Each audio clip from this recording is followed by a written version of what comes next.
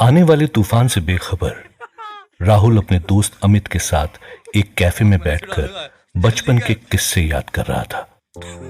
कई सालों की दूरी के बाद मिलने पर आज बातें खत्म ही नहीं हो रही थी।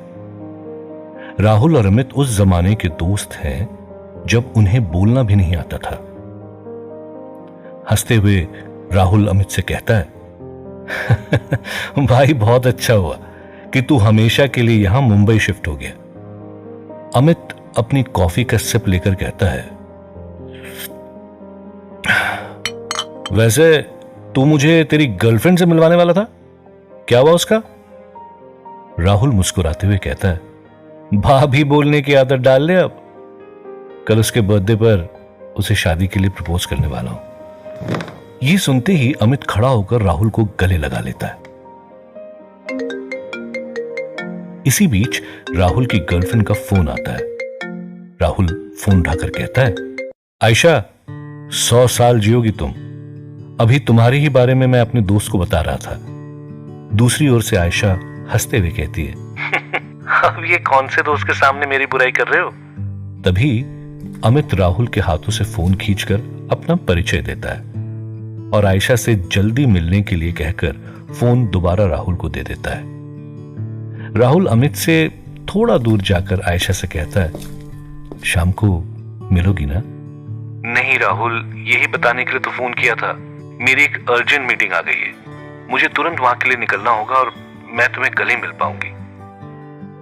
ओके, कोई बात नहीं, ध्यान से जाना और पहुंचकर फोन करना। राहुल अमित की ओर मुड़कर उसे सारी बातें बताता है और कैफे से निकल जाता है। जैसे ही वो अपनी बाइक पर बैठता है उसे ख्याल आता है, क्यों ना आयशा को सरप्राइज दे दूं, जल्दी मिल लेता हूं इससे पहले कि वो मीटिंग के लिए निकल जाए। राहुल अपनी बाइक मोड़कर आयशा के ऑफिस के नीचे पहुंचता है। वो बाइक से उतरने ही वाला होता है कि वो आयशा को ऑफिस बिल्डिंग से बाहर आते देख लेता है। इससे पहले राहुल से आवाज दे पाता वो देखता है आयशा एक नीली मर्सिडीज के पास जाकर एक लड़के को गले लगा लेती है और उसके होंठों पर किस करती है। ये देखते ही राहुल के पैरों के तले जमीन खिसक जाती है। उसकी आंख से आंसू की एक बूंद गिरती है और वो उन पुरानी यादों में खो जाता है जब वो और आयशा एक दूसरे से मिले थे और जब उसने आयशा को पहली बार आई लव यू कहा था। राहुल को दुख हो रहा था, लेकिन उससे ज्यादा उसे आयशा पर गुस्सा आ रहा था।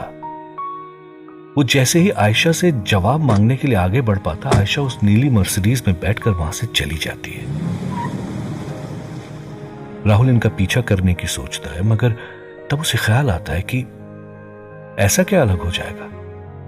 आखिर इससे बदतर क्या हो सकता है कि वो लड़की जिससे आप शादी करने की सोच रहे हो, जिसके साथ आप अपनी जिंदगी बिताने की सोच रहे हो, वो किसी और की बाहों में हो।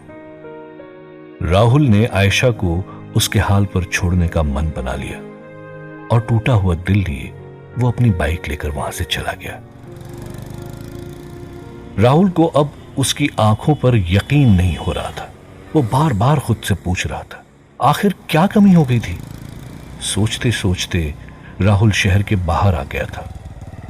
दूर दूर तक फैली हरियाली और ढलती शाम उसकी यादों को और झंझोड़ रही थी। राहुल अपनी सोच में डूबा ही हुआ था कि तभी उसे अमित का कॉल आता है। बाइक चलाने की वजह से वो कॉल कट कर रोड पर अपना ध्यान केंद्रित करता है, लेकिन अमित दोबारा उसे कॉल करता है। कोई इमरजेंसी होगी, ये सोचकर राहुल अमित का फोन उठाता है। तभी अचानक उसकी नजर सामने से आते हुए ट्रक पर पड़ती है।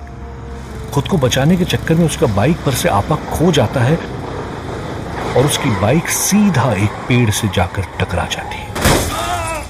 खून से लथपथ राहुल की आंखों के सामने धीरे धीरे अंधेरा छाने लगता है। उसे सिर्फ बाइक से निकलता हुआ धुआं और खून से लथपथ उसके हाथ पैर नजर आते हैं। दर्द में कराहते हुए उसकी आंखें बंद हो जाती हैं। अगले ही पल राहुल की आंखें खुलती है, वो झट से अपने आसपास देखने लगता है।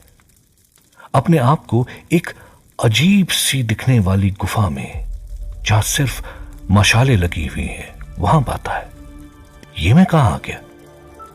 सोचते सोचते जैसे ही राहुल आगे बढ़ता है, वो देखता है उसके सामने एक लंबी लाइन लगी हुई है, जहां दूर कोई शख्स खड़ा है, जिसे लोग बारी बारी मिल रहे हैं और उसके सामने गिड़गिड़ा रहे हैं। शायद ये आदमी यहां का केयरटेकर होगा, इसी से पूछता हूं। ये सोचते हुए राहुल आगे लाइन में लग जाता है।